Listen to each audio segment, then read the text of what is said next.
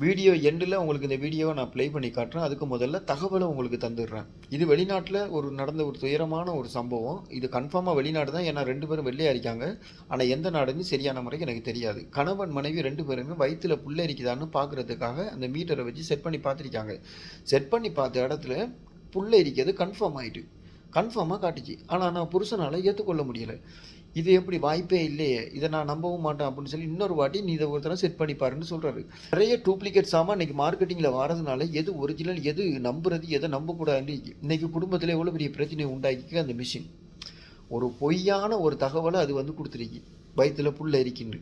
அப்போ இதே மாதிரி தகவல்களை கொடுக்குறதால வாழ்க்கையில் நிறைய பேருக்கு பிரச்சனை தான் வந்துட்டு. அதனால் ஒரிஜினல் சாமானா லோக்கல் சாமானான்னு பார்த்துக்குவாங்க எதை வாங்குறண்டாலும். இப்போ வீடியோவை பாருங்கள்.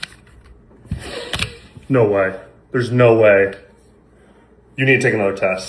You need to take another test. Oh my gosh.